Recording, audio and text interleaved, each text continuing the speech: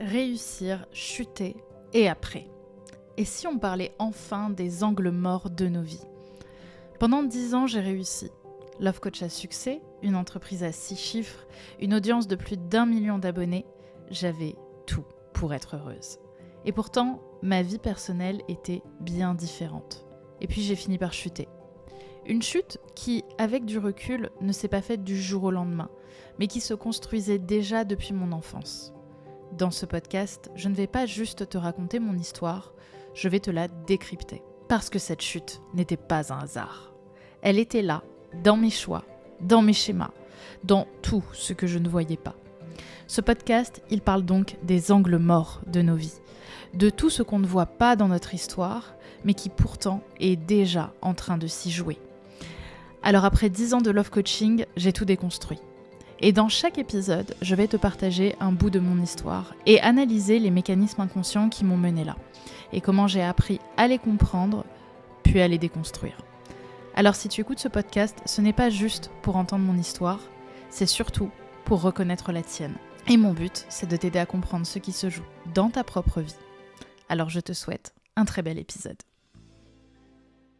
Bonjour à toutes et à tous et bienvenue dans ce deuxième épisode de cette série de podcasts Confession d'une ex-love coach dans lequel nous allons parler aujourd'hui de la sortie de mon livre. Déjà, je voulais vous remercier pour vos retours sur le premier épisode, sur ce que ça a pu faire résonner en vous, sur la manière dont ça vous a touché. Ça a été extrêmement précieux pour moi. Et j'espère que ce deuxième épisode, dans lequel on va pas complètement être dans l'enfance, même si ça risque d'apparaître toujours, et plutôt on va être au niveau de la sortie de mon livre. Donc un événement plutôt récent. Bon, et comme vous le voyez, je suis toujours surexposée, puisque nous n'avons toujours pas acheté de rideau. La fenêtre est juste là. Donc c'est pour ça que je suis blanche comme un linge, alors que croyez-moi, je suis un tout petit peu plus métissée que ça. Bon, on va reprendre ici avec cet épisode dans lequel je vais vous parler de la sortie donc, de mon livre. Et vous allez voir qu'il y a beaucoup de choses à dire dessus, puisque ça a été vraiment le départ. Je pense que ça a été la première braise qui m'a amenée derrière à en être là où j'en suis aujourd'hui. J'en ai jamais parlé parce que je pense que j'avais un peu honte de le partager, dans le sens où, sur le papier, sortir un livre, c'est extrêmement sexy. Et pourtant, pour moi, ça s'est révélé plutôt en fait catastrophique au niveau de ma paix intérieure. Donc, je vais vous parler de ce que j'ai appelé, moi, le début de la fin, du moment où, sans m'en rendre compte, la balance a commencé à basculer du mauvais côté, pour moi.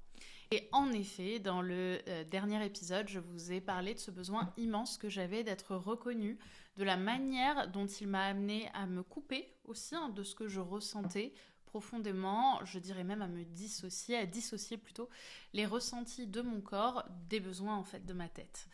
Et finalement, je vous ai montré comment est-ce que le regard extérieur a été profondément soutenant d'un côté, puisque ça m'a amené là où j'en ai été au cœur de ma carrière, et en même temps profondément lourd dans mon évolution personnelle, puisque j'ai avancé dans mon cas avec le poids des attentes inconscientes évidemment que j'avais imaginées de ma famille, de mes proches. En fait, tout ce qu'on m'avait partagé dans la vie comme des choses bien, comme bien travailler à l'école, avoir du succès, avoir une réussite, être mémorable, c'est quelque chose que j'ai introjecté, donc que j'ai un peu avalé, si je puis dire. Et en fait, quelque chose qui ne m'appartenait pas, qui était la croyance de mon environnement, est devenu une croyance de ma part, qui était il faut réussir, il faut avoir du succès pour être bien, pour être connu, pour être aimé. Et ça, en fait, ça ne m'appartenait pas. Mais bon, à ce moment-là, évidemment, j'en sais rien. Et donc, dans ce deuxième épisode, on va parler de cette perte de sens qui continue. Et on va aborder plusieurs thèmes. Le succès extérieur, la reconnaissance, toujours. L'anxiété, qui, je pense, va parler à beaucoup d'entre vous. Mais aussi le manque de compréhension des familles, comment on peut se sentir très seul dans les moments où les choses commencent à ne plus faire sens, justement. Donc, commençons par le commencement, 2023. 2023, c'est l'année où tout semblait me réussir vraiment, dans le sens où ma boîte, elle explose en 2023. C'est l'année où je me sens la plus dirigeante. J'ai une très belle équipe, quasiment d'une 20aine de freelances. J'ai atteint un très beau chiffre d'affaires, très honorable. pour ce moment-là. Tout se passe bien, j'ai un écosystème, les réseaux ça cartonne. J'ai vraiment la sensation, en plus de ça, puisque j'avais bien délégué, de ne faire que des tâches que j'aime quasiment. Donc il y a vraiment un endroit de moi qui me dit, ça y est, t'as un peu atteint ce succès que t'espérais tant, même si on a toujours envie d'avoir plus. Il y a quand même un peu cet accomplissement, cet atterrissage à cet endroit-là.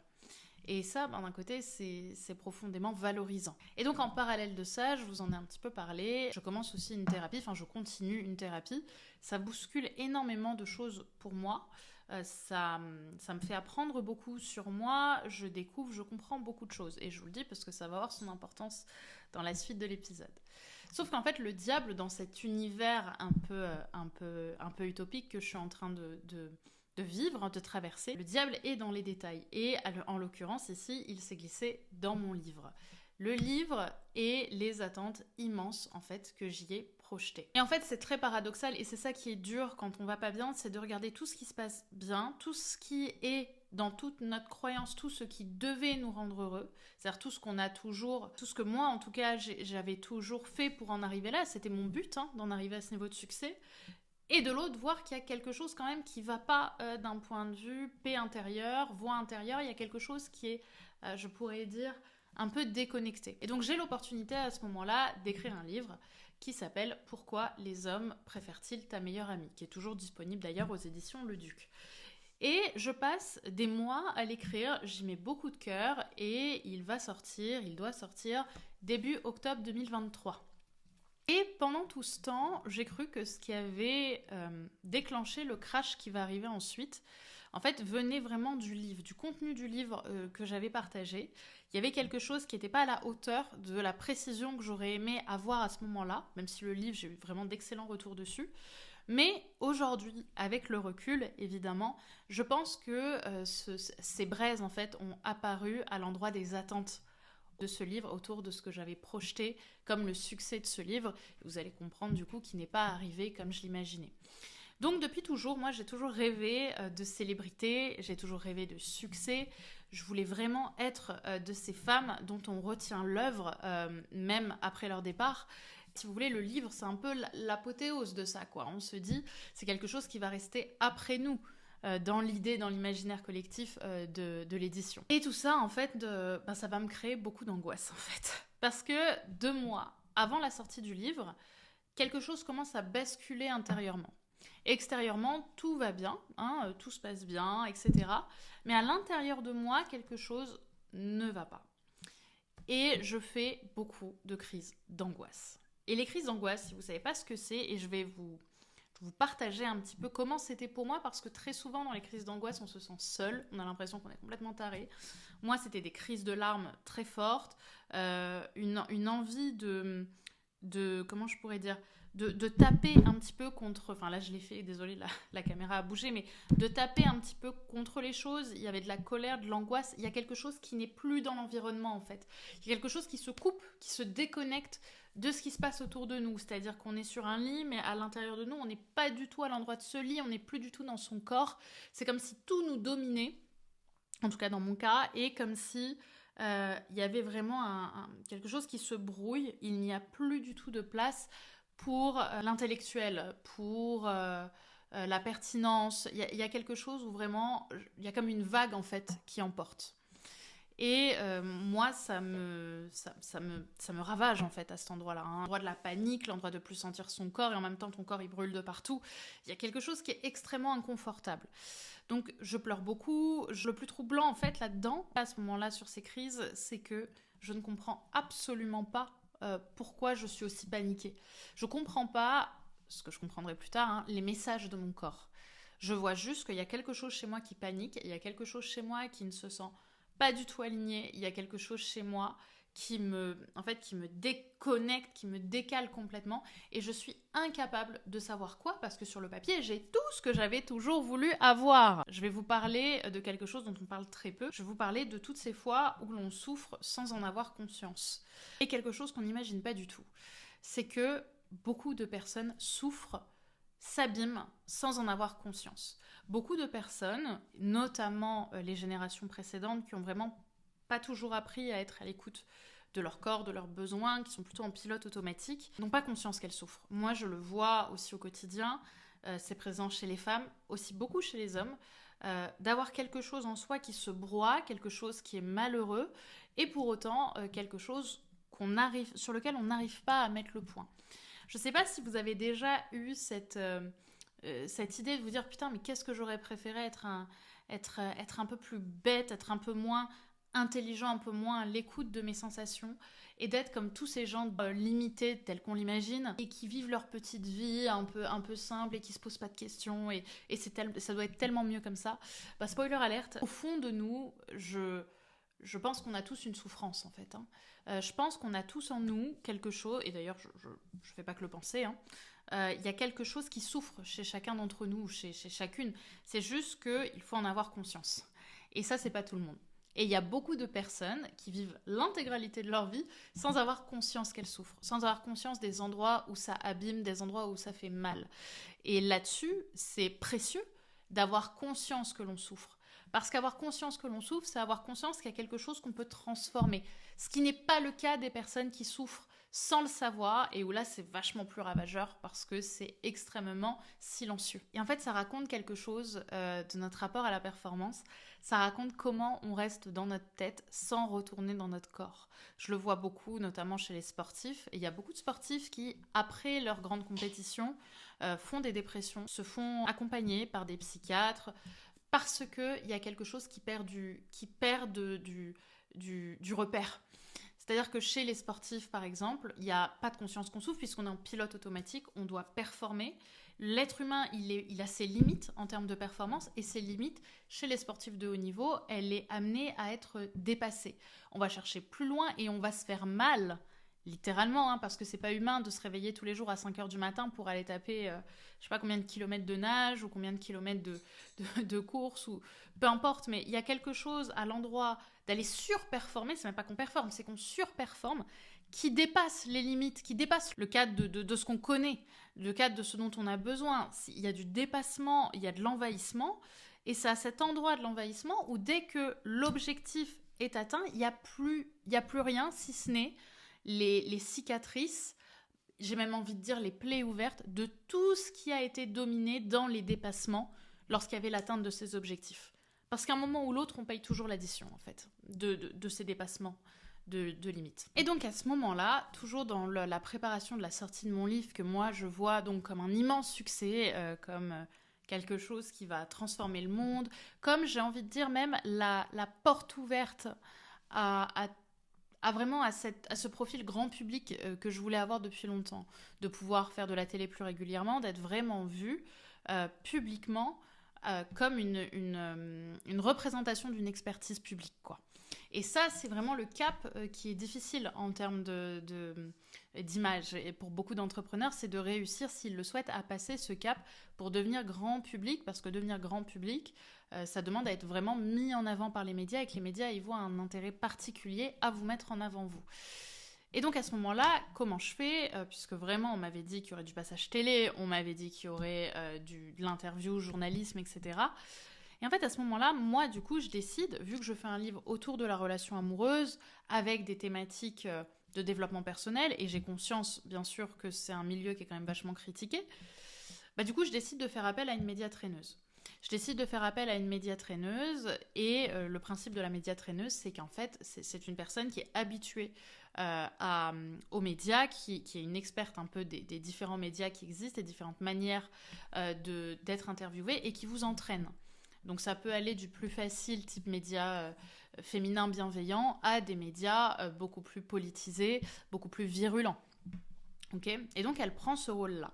Donc c'est ce qui se passe, et elle vous guide évidemment à pouvoir répondre avec beaucoup plus de calme que ce que ça aurait pu être si vous avez été sur un plateau, pour vraiment mettre en avant votre travail. Et donc elle me fait des fausses interviews de différentes natures, donc comme je vous l'ai dit, du plus bienveillant au plus cynique, au plus déstabilisant, etc. Et en fait à ce moment-là, je commence à prendre conscience de tous mes angles morts. Parce qu'au contact de cette femme qui vraiment prend ce rôle-là, je vois les angles morts de mon livre, je vois les endroits où les gens vont pouvoir m'attaquer au niveau de mon livre. Je vois aussi mes angles morts à moi, je vois mon incapacité à cet endroit-là à pouvoir répondre parfois, à me figer devant les questions de ces futurs journalistes. Et donc c'est très difficile en fait pour moi à cet endroit-là de m'affirmer. C'est difficile pour moi de ne pas être sidérée, comme je l'ai dit, vraiment d'être figée par la critique qui est vraiment violente, hein, qui peut être violente, et je me rends compte que j'ai pas grandi. C'est pas évident de vous le dire, mais en fait, à cet endroit-là, je me rends compte que devant la violence, devant l'agressivité, je suis toujours cette petite fille apeurée par ses agresseurs qui n'arrive pas à se défendre. Et ça, autant vous dire, c'est une tornade. Parce que j'ai construit toute ma vie à ce moment-là autour de mon succès, autour de ma performance, autour des étapes de mon livre. Et là, je me retrouve sidérée, apeurée, figée face à de l'agressivité, face à de la violence verbale, hein, mais qui n'est même pas, parce qu'il y a eu plusieurs styles d'interview, mais je veux dire qui n'est pas physique, quoi. Mais je vois combien l'agressivité me terrifie, en fait, et me vide à ce moment-là. Et ça, c'est particulièrement difficile à accepter parce que ça, en fait, ça vient complètement déconstruire toute l'histoire que je m'étais racontée sur la femme puissante, forte, valeureuse, chevaleresque, qui n'a pas peur des attaques, que je m'étais racontée pendant toutes ces années. Et donc ça m'amène à un autre point qui pourrait peut-être vous aider, c'est celui que le psyché ne connaît pas le temps. Le psyché ne connaît pas le temps, ça veut dire qu'on peut avoir le sentiment de grandir, c'est-à-dire que temporellement on grandit, on vieillit, notre histoire avance, mais pour autant, en fait nos histoires elles sont toujours là. Si on ne les règle pas, ce qui s'est passé il y a 20 ans peut être toujours aussi actif à l'intérieur que si c'était passé hier. Okay ? Ça veut dire que le psyché a besoin sincèrement d'être travaillé, le temps ne fait pas le travail. Il va potentiellement faire le travail sur un deuil. Voilà, il y a plein de choses qui se mettent en place quand même. Et encore, parce que je vois beaucoup de gens qui n'ont pas fait des deuils, qui ont été, je le vois en cabinet, hein, qui ont eu lieu pourtant plusieurs années, largement plusieurs dizaines d'années avant. Et en même temps, ces blessures peuvent continuer de s'activer si on ne les bosse pas. Mais constamment.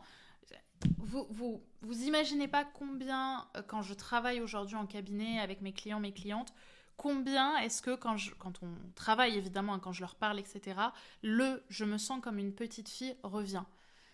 Parce que l'intérieur de nous n'en a pas conscience, mais les thérapeutes, les psys, peu importe, on travaille aussi avec ça, de vraiment récupérer l'endroit de la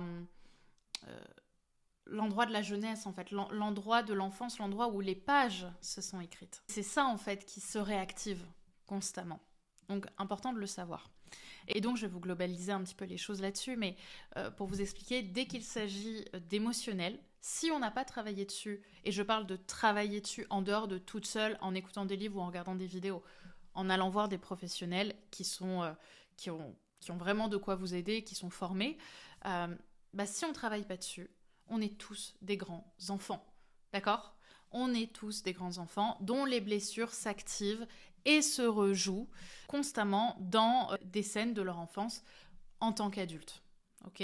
Same but different. Donc l'enfant qui a manqué de reconnaissance de son autorité affective, par exemple papa, maman, peu importe, ça ne veut pas dire qu'il n'y en a pas eu, ça veut dire que l'enfant ne l'a pas ressenti, d'accord ? Il s'est senti inférieur, par exemple, à ses parents, il va potentiellement aller chercher les mêmes profils adultes que ce qui a été ressenti pour les parents. Par exemple, la personne va se sentir inférieure dans sa vie amoureuse, par exemple, dans le but d'aller chercher en fait cette reconnaissance. Il y a quelque chose qui court après, mais qui retrouve finalement, et c'est pervers, toujours la même émotion familière et donc sécurisante, qui est la non-reconnaissance.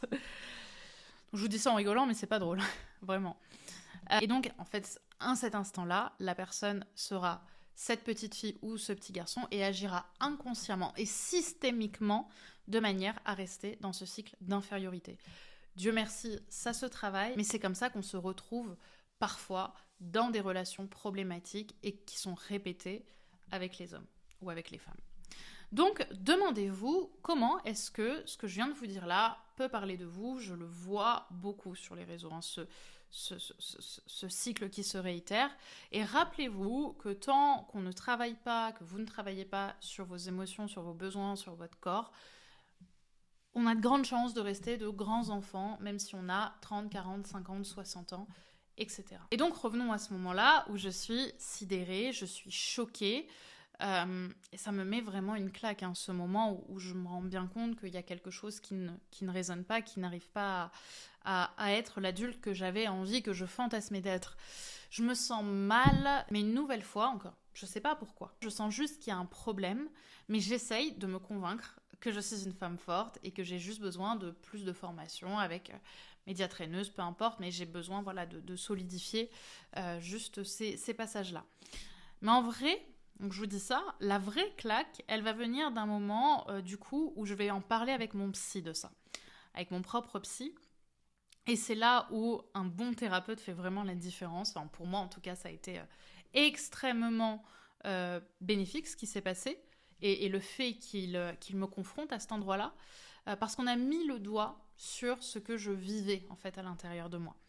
Ce jour-là, donc je suis chez le psy, je lui raconte ce qui s'est passé, je lui raconte que ça va pas, je lui raconte que je fais des crises d'angoisse par rapport à mon livre, et en fin de compte, il va me poser une question, qui est « Mais c'est quoi la promesse de ton livre ?»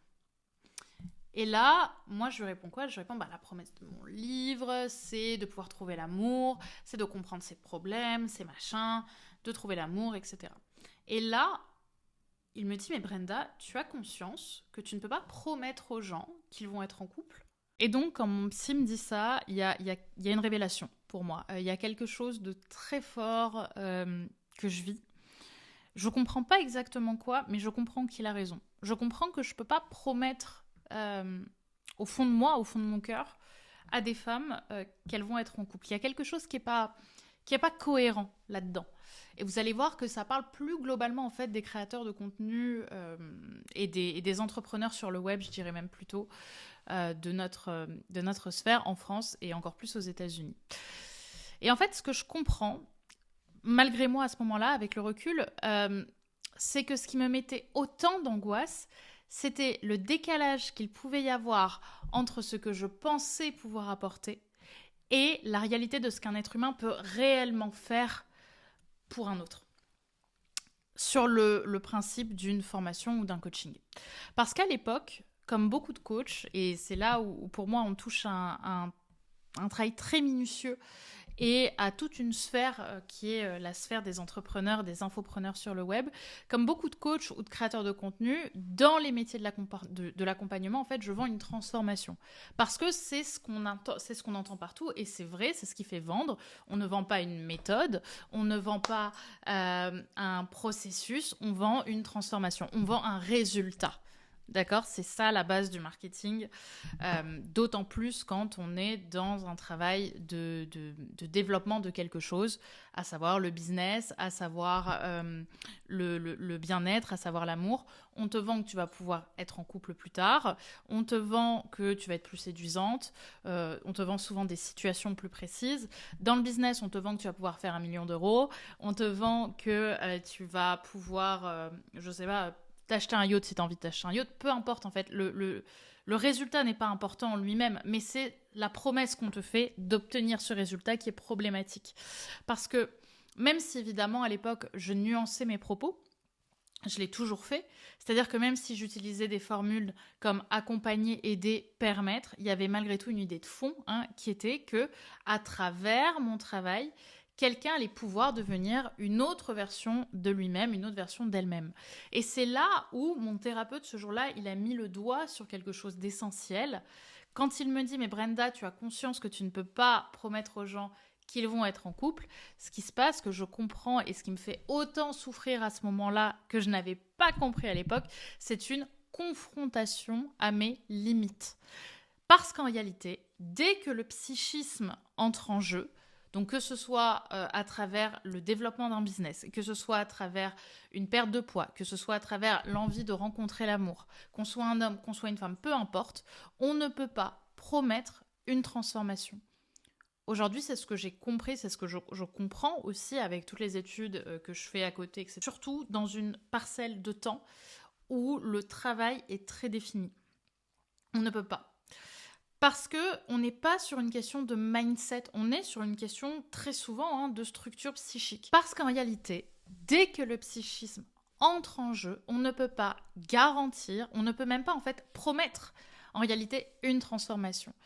À cet endroit-là, c'est pas possible. Ça ne veut pas dire que ça ne va pas arriver. Ça veut dire qu'on ne peut pas le promettre, ça veut dire qu'on ne peut pas le vendre à travers ça.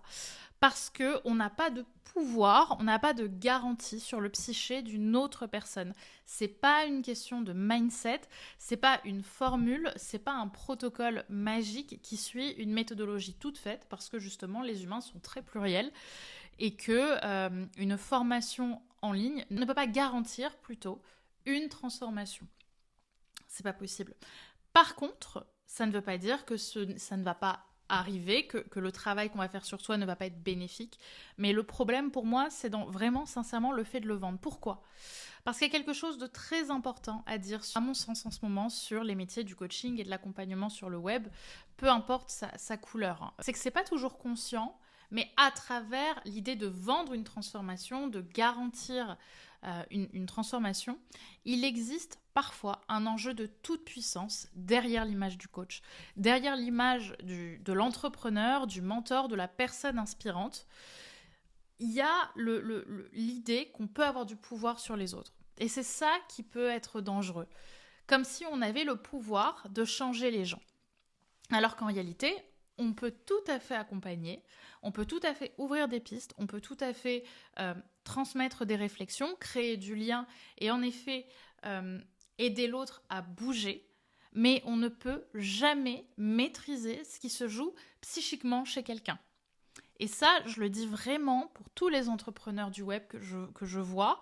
Je sais combien c'est tentant parce que tout le marketing repose sur l'idée de la transformation et l'idée d'un résultat final. Mais en fait, ce résultat final, l'idée qu'on va pouvoir l'obtenir et de vendre ce résultat-là, c'est mauvais. Et pour votre client, parce que du coup, son processus psychique va être forcément orienté par la volonté de vite arriver à ce résultat. Surtout si vous avez un accompagnement qui est cadré sur X mois ou peu importe en fait, qui est segmenté. Et de l'autre, c'est aussi mauvais pour vous parce que ça vous met à une place qui n'est pas la vôtre. Malgré tout. Et ça, même si on veut se convaincre que c'est pas le cas, au fond de nous et qu'on est une personne bienveillante, d'autant plus quand on est une personne bienveillante, ça fait mal. Parce qu'il y a un endroit où ce n'est pas légitime d'être à cet endroit-là. Et je crois que mon crash a justement commencé exactement là, c'est-à-dire au moment où je me suis confrontée en fait au fait que j'étais simplement une humaine parmi tant d'autres. Et ça a été vraiment difficile pour moi à comprendre, à assumer, de réaliser vraiment sincèrement que j'avais des limites. Et c'est là aujourd'hui où je pense que ça a été la première phrase du début de la fin de cette carrière de love coach que j'ai eue pendant 10 ans. Hello, ici la Brenda du montage.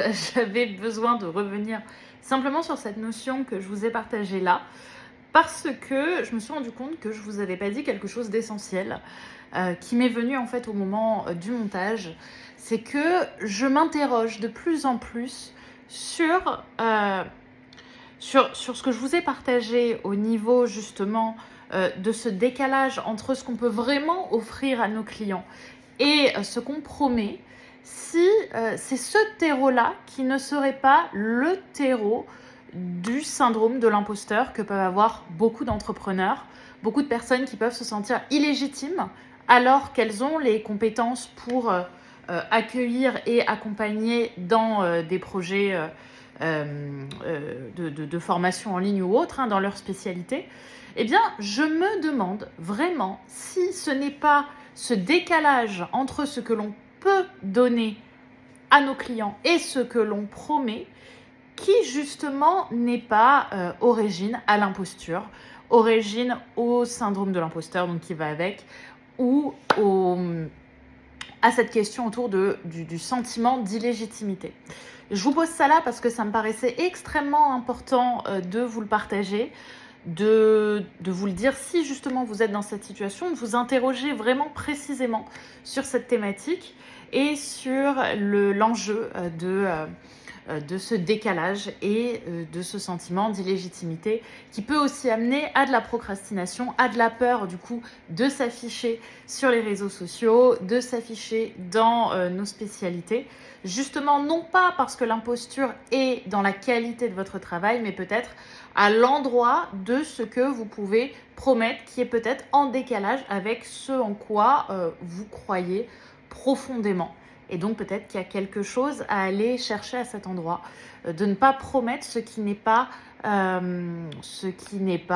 promessable. Ça ne se dit pas, mais c'est le mot qui me vient. Ce qui n'est pas tout simplement ce qu'on ne peut pas promettre. Voilà. Donc réfléchissez-y et je vous renvoie tout de suite à la vidéo principale.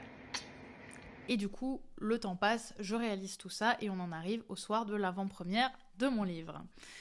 Et à ce moment-là, j'arrive à l'avant-première de mon livre et y a tout le monde. Je suis à la librairie Maruani dans le 13e, qui est une magnifique librairie familiale dans laquelle je fais cette avant-première. Donc à ce moment-là, il y a tout le monde, je vois tout le monde qui se mélange et moi, je sens l'angoisse qui monte, je sens qu'il y a un truc qui est déconnecté, je sens que je ne suis pas là avec tout le monde alors que j'ai un discours à faire et que je ne l'ai pas préparé parce que je n'arrivais pas à le préparer.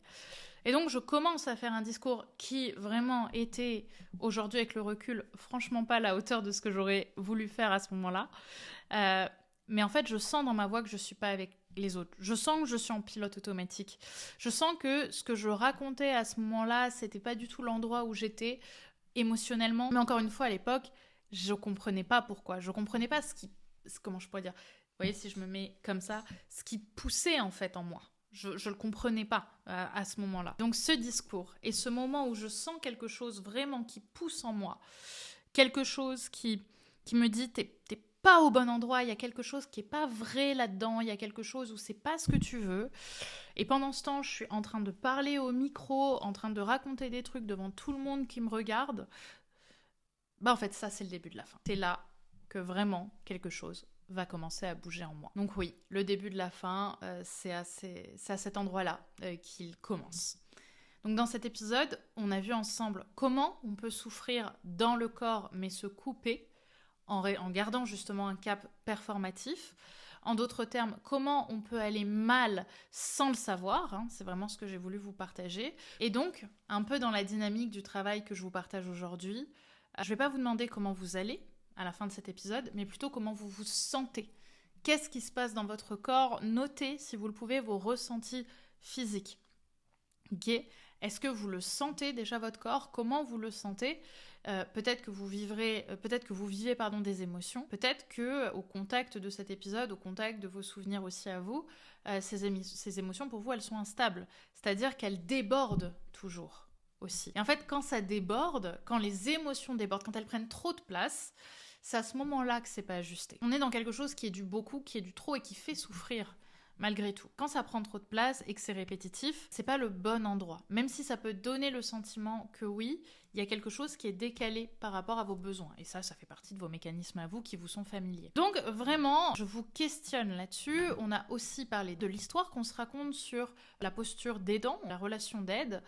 Je vais donc vous proposer de vous questionner sur ce que vous proposez aux autres de vous, à votre environnement, à vos amis, à votre famille.